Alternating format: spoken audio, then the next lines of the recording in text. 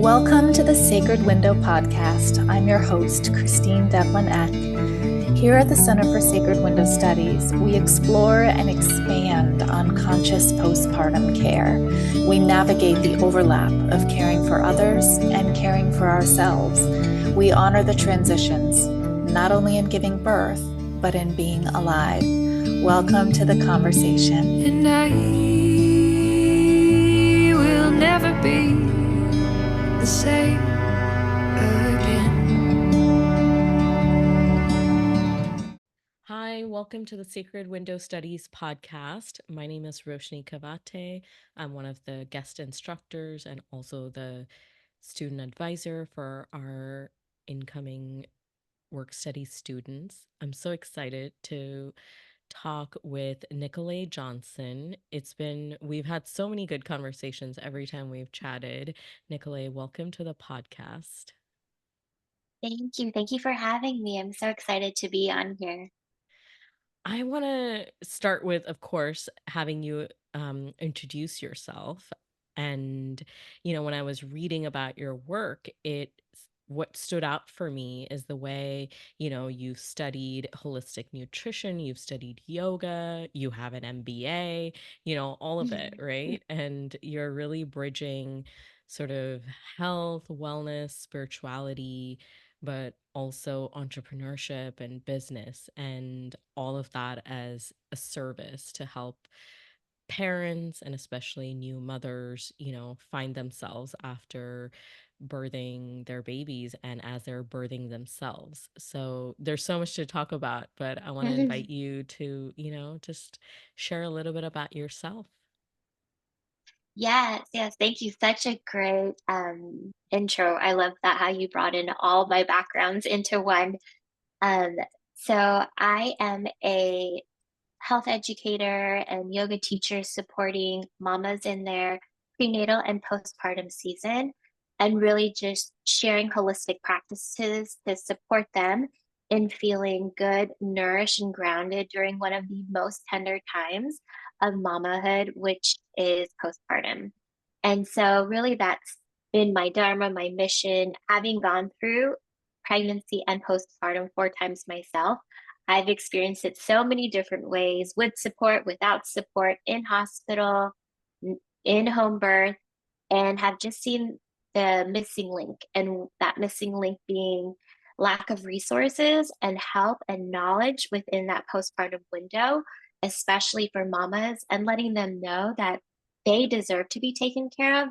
Yes, Mhm. the babies do too, but so do they. And they deserve to be treated like the queen they are. And so, really, that's when I come in and share those practices with them. But also, I do services in home as well as virtually. And so, when I do both, I really nurture and take care of the mama from physically, emotionally to spiritually. So, literally, like bridging that gap, all layers of self. So that's really a little bit about me and just kind of a brief overview of what I do currently. Yeah, I really wanted to talk to you about. I know we've talked about support, right? Like what support Mm-hmm. can look like. And Mm-hmm. of course, everybody needs support at home, like individual postpartum Mm-hmm. support.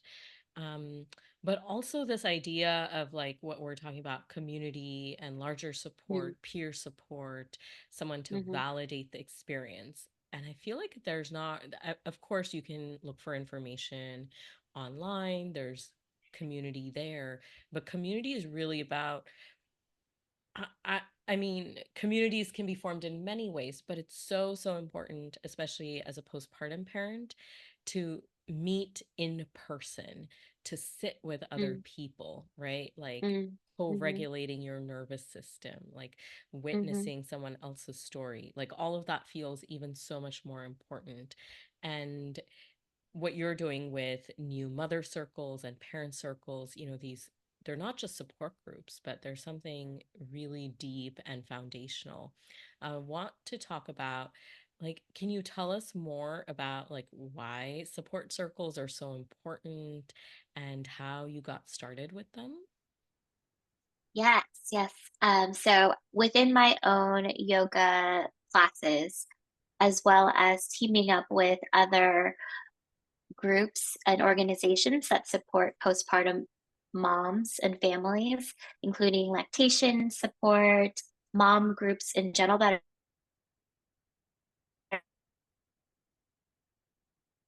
have already and sharing information of postpartum care.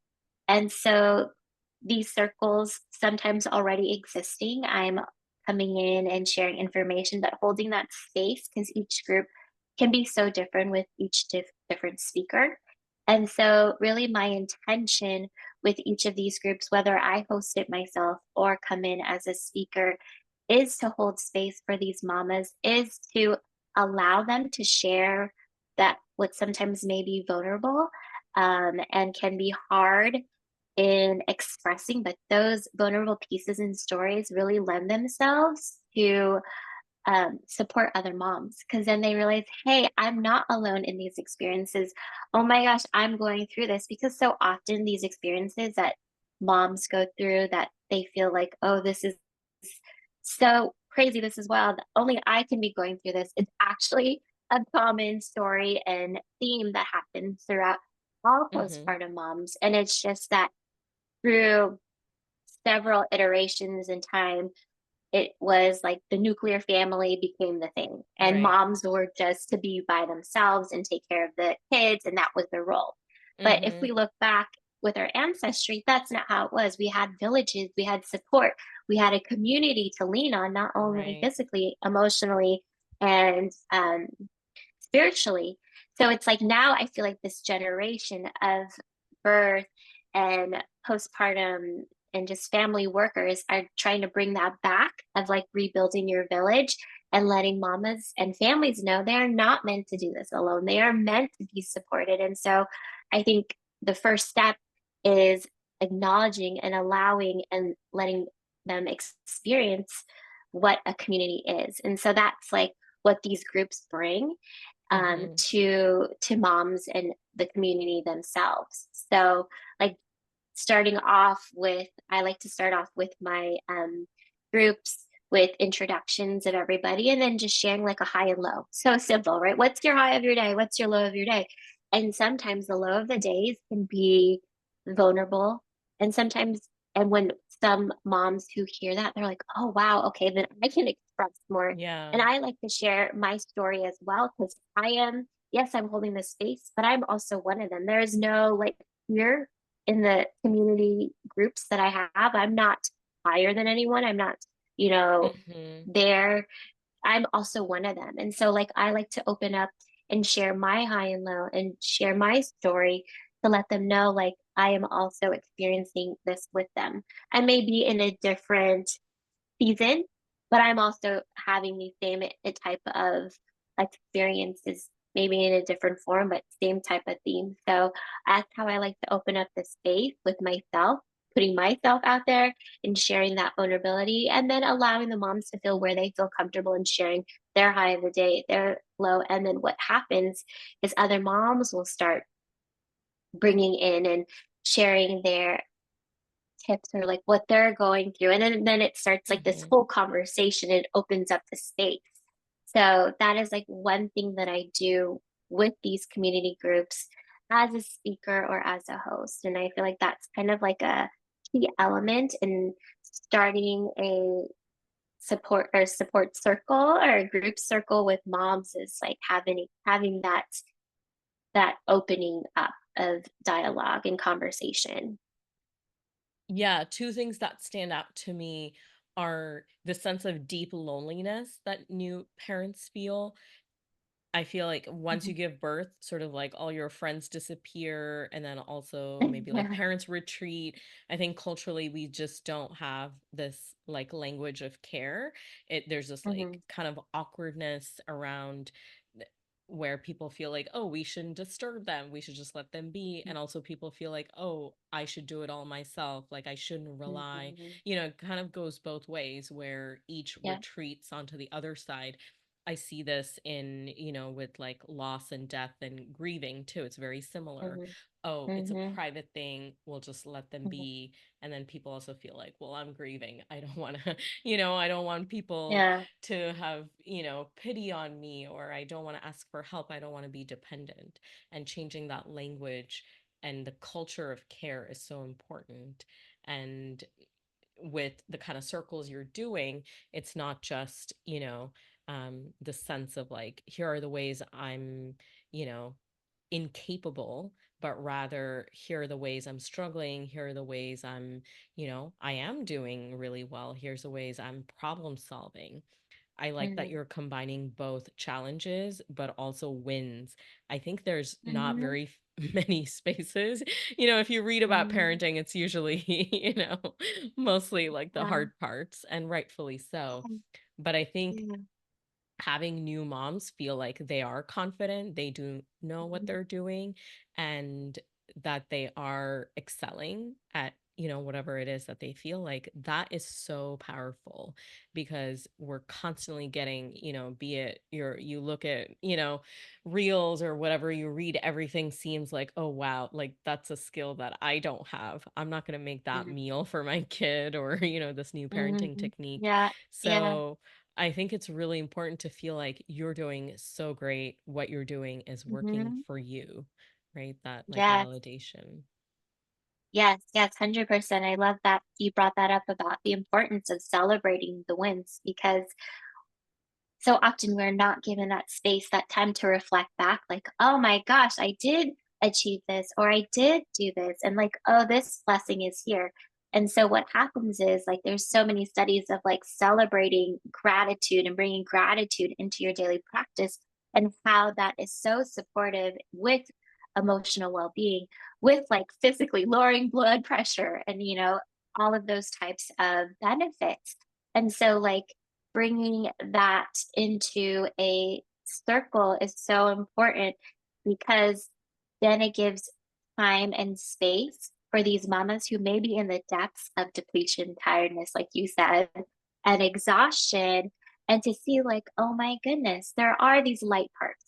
Are these like good Hmm. things and blessings that are happening, and not to make it like a mind shift, or what is it, like bypassing the hard parts, but to just seeing that there are the good parts that are happening, and that must be celebrated, and to bring in that celebration, so that there is that capacity to receive more abundance, more blessings, and also just to reflect back, because so often as a mom or a new parent, you're just go go go go and Yeah. planning for the next thing, and it's like you Hmm. don't get that time to reflect and look at, like, okay, this also happened. And so, like you said, there are light and dark, and the challenging parts, and then also the highs. And so, like, celebrating and speaking about both. And then I also loved how you talked about death, because Hmm. with death is birth. And Yeah. so those are so intertwined together. And as a new mom, this old version of who you were before mom, even if it's your second, third, fourth, that old version is no longer Yeah, existent you're when you grieving move in. lifetimes of your own self, right? Like Exactly. there Exactly. is a loss. I mean, even though Yep. this is, you Hmm. chose this, there is a loss. There is a Yeah. loss, and there's that missing piece that I feel like this gets skipped over. And Hmm. I tell like the mamas, clients that I work with, it's okay. You can grieve. You're no longer that person anymore, and it's okay. Give yourself permission to feel and express, and like, allow these feelings to arise, because what happens is like you hold it in, and then it'll Hmm. explode some way, somehow, at Right. another time. So allowing and that grief to happen during, as you're moving to this next transition, because the mom is also rebirthing herself. She is this new person that's expanded, moved through another portal. I mean, you're going straddling between, like, this huge birthing portal, and then you birth this baby, and you're a new person. You're no longer that person that you were before you had this baby. So it's just like celebrating, grieving, death, Mhm. and rebirth is all intertwined. And allowing space to feel those emotions is so important. And it starts with community, because Yeah. how else will a new mom, or even a m- mom of a second or third time or fourth time, sometimes it took me some time, multiple Mhm. times, to really realize or discover that as well. So just starting with that community and sharing that knowledge and allowing a space for that to be expressed, I think is so important for the mom and family's overall well-being. Because I always say, like, a nourished mama is a nourished family, because the mom Yeah. is the core and the heart of the family. So you Mhm. take care of her, and then that overflow will spread out through the whole family. Yeah, I've been reading a lot of studies, that are talking about, especially in the US, if you are a parent, it's Hmm. like a health risk and there's so much burnout, What? Yeah. especially during the pandemic and even post-pandemic now. Hmm. We don't have family leave, we don't have early child care, we don't have affordable health care and child care, like all of the Yeah, above. yeah, yeah. Seriously, It's not seriously. one or the other. It's Yeah, yeah, like being a parent and being a mother is a health risk, is an added health risk to your own health and to your own children's, emotional health. And there's this archetype of mothers should be selfless and sacrifice. Like that's where kind of, it's always that language, right? yeah, And I think we're yeah, trying to yeah, do better, but culturally it's hard to kind of um feel nourished, but not like, you know, I think people do want to feel nourished, but there's so much yeah, stigma against taking time for mm, yourself yeah, because yeah, a sacrificial do it all parent is the kind of the one that's celebrated, right? And even what we yeah, see, the visual images of motherhood, um is also one, that's like about perfectionism. There's so much of that. And so many yeah, people are struggling with burnout. And what you're saying about being nourished, community, pausing, reflecting on what you're doing and what's working, all of those are sort of like antidote to um, burnout. But I want to ask you specifically kind of practices and hmm, rituals you talk about, even your yoga practice that you lead for postpartum parents. What is essential to kind of relieving burnout, and for us to not just kind of like, because caregiving can be endless, it's hmm, exhausting. How do you yeah, yeah, like how do you feel like you've done enough but not also think about, oh my god, there's so much more to do? Like how do you find that balance? yeah. I think you hit the nail on the head. It's like the stigma, right? Like you said, of like selflessness, of like sacrificing. And the first thing that I share with my clients, that I've also experienced for myself, because I was that person.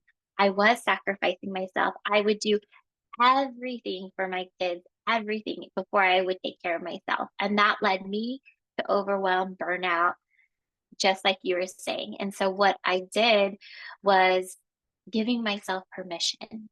And I share this with my mama clients and my students that do yoga with me, is giving yourself permission to take care of yourself, releasing the shame, releasing the guilt for taking time for yourself, because that is so required. It is a foundation that is going to support your family. So taking care of yourself is not being selfish.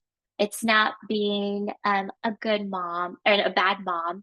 It's the opposite. It's a requirement. It's the foundation that's a building block to supporting your family. So it's allowing that permission and releasing that guilt. I like to say, like, guilt is, one and the same coin as being proud. So when you're feeling that guilt, there's this need from your body that wants to feel proud. And instead of like feeling, oh, I feel so guilty that I'm taking time for myself, like, I get to do this for me and for my family.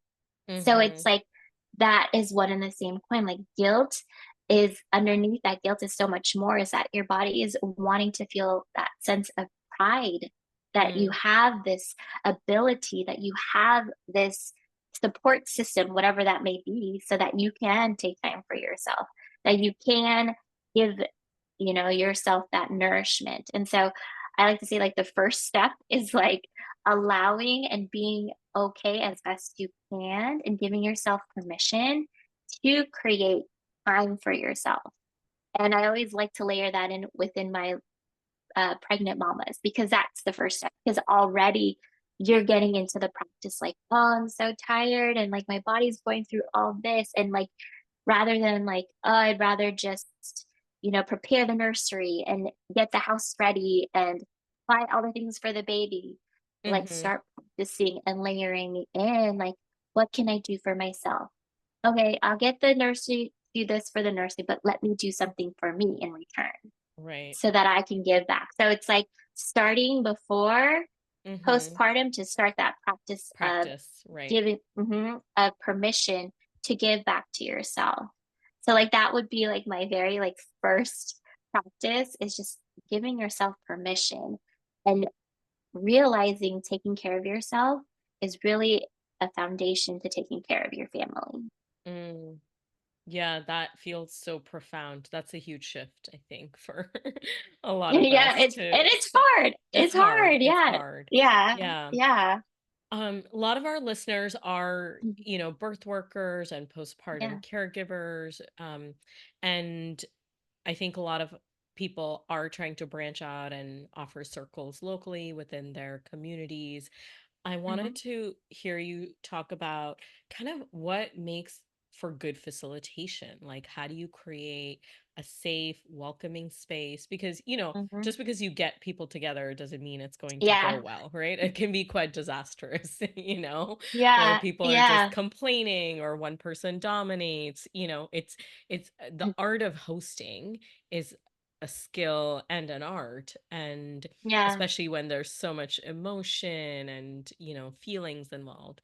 Mhm. So if you can talk about, yeah, what makes for a good circle, like what can facilitators think about, like in terms Mhm. of planning for it during and after, Mhm. because we don't Mhm. want them to also just like abruptly leave from the space with so much coming up, Mhm. and then you're just thrown Yeah. back into the chaos, right? So Yes. yeah, Yes. maybe like three things that you think are essential to the art of hosting a really good support circle.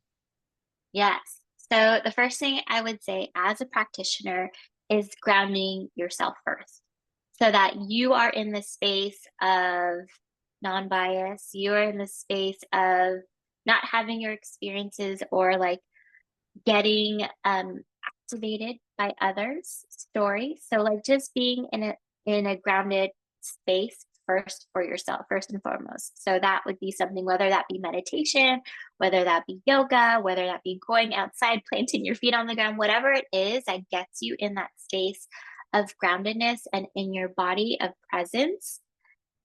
That would be the first thing I would recommend so that you can be that um the practitioner that holds the space in a supportive way, and you can actively listen and reflect back rather than, I think, what is the word, like just speaking at your people, speaking at the community. So that would be like my first recommendation. My second is kind of setting ground rules, like explicitly setting ground rules before the circle starts so that everyone is aware of the type of setting that this is. So if that being, confidentiality, not sharing with other people so people feel safe that what they share only stays within the circle.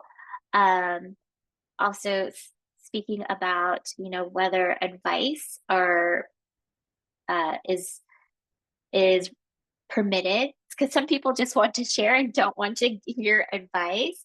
So like setting those types of ground rules so that everyone in the circle is aware of what are the boundaries of the circle. So that would be Yeah. like my And second. boundaries is Yeah. care. And people think, oh, I don't Yeah. want to say things that could be, construed as negative, but they're not.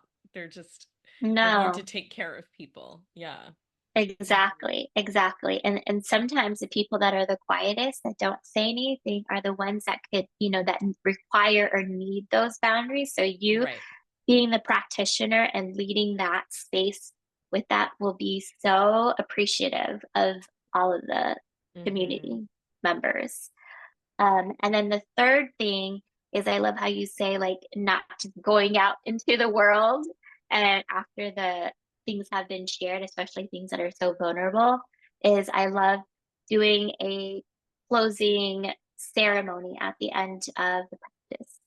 So if that be physically like shaking things off, just so that you can just shake off any remnants of activations that were received from the sharing of stories or from your own stories, or maybe it's just grounding yourself and leaning onto Mama Earth. I love doing meditations where I incorporate like growing roots from your body to the core of Mama Earth and just receiving and releasing through that way, or whatever it is. As a practitioner, your magic. I mean, so just having a closing ceremony that fits your style and your magic and sharing that to your community, because that's what's going to bring them coming back to you, is your specific magic. And so only you know what that sauce is. And so I would just say using that as a way to end the circle. I think those are really great things to, yeah, like incorporate into your Mhm, facilitation and really feel, that everyone is welcome and their mhm. experience, right, is valid. Um, well, we're getting to the end of this I could keep chatting with you. Um, Same here. yeah. Well, tell me about, can you share like how you work in your practice right now? Maybe like folks who are here might be interested in working with you, like what kind of services you offer virtually or in person, and where folks can find you. Yes, yes. So I do postpartum support virtually and as well as in person, and that includes body work, Reiki, nutrition. My background is also a nutritionist, so personalized nutrition to help support replenishing nutrients from birth and labor, and also rejuvenating yoga, trying to think. So just all types of care for the physical body, emotional body, and spiritual body. And that is through my one-on-one support. And you can find me at Nicolay, Nicolay, and then Johnson, Jonssson, on Instagram, or on my website, which is, again, it's the same thing, www.nicolayjohnson.com. Oh, we'll And you tag can you. find more. Yeah, it'll Yeah. all be in the So show you'll, notes. okay, Yeah. perfect, perfect. So those are the best ways to just keep it simple. It's just my name, and you can find me that way. Well, what are, we're going into like, the seasons changing. I wonder Hmm. if you have some wisdom around, how to navigate changing of the seasons, be it, the weather and the earth or in your own life. Yeah, how do you go from one to the other with some kind of ease? So when you say seasons, so you mean like the weather wise, or just like mamahood seasons? Both, all of Both. them, all Okay. kinds of seasons. So, because when you said seasons, what popped into my mind is this transitioning of like back to school and like coming in from summer where it was just kind of a lax schedule, to now that we're back to this routine and structure, and the kids having to leave. My kids go to school in another campus, so it's not homeschool, but to the homeschool moms, oh my gosh, you are also incredible. I just want to celebrate those mamas out there who do that.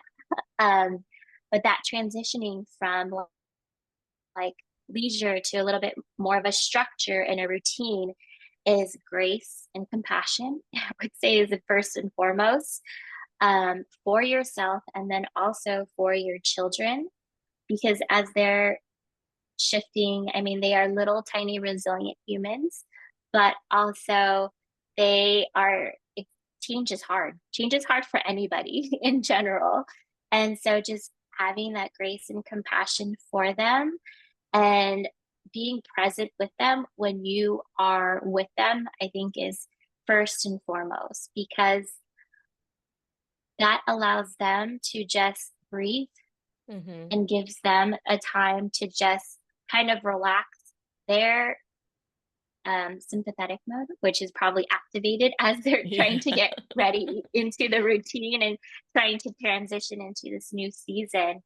So just being fully present with your children, with your family, when you're with them, to allow them to express and release what they're holding onto as they're trying to regulate their own little bodies. And so, with that, being compassionate for yourself and also giving grace and having a routine for yourself to regulate your own body. So, whether that be meditation in the morning, a yoga practice, a walk, whatever it is that gets you to that space of groundedness and back into the presence in the body rather than in your mind would Right. be the biggest thing I would say. So then you can have the capacity and the space to give that grace and compassion to yourself and then to your family Mm-hmm. and your children. Yeah, I think space and just that recognition is so important, that everything Mm-hmm. you're doing and trying to do is, more than enough. Um, Yes. Thank you, Nicolay. It's been such a pleasure to chat with you, and you're so wise. And I know No, I you appreciate yourself are navigating, lots of it. changes with your kids and your own life Yes. during start of school Yes. season. So hats off to I- you. Yeah. Thank you. Hmm. Thank you for having me. And thank you so much for those who are listening. And I hope you received exactly what you needed. Yeah. Thank you, everyone, for tuning in, and talk soon.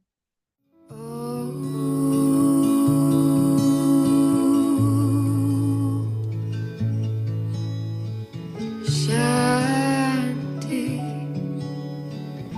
Shanti.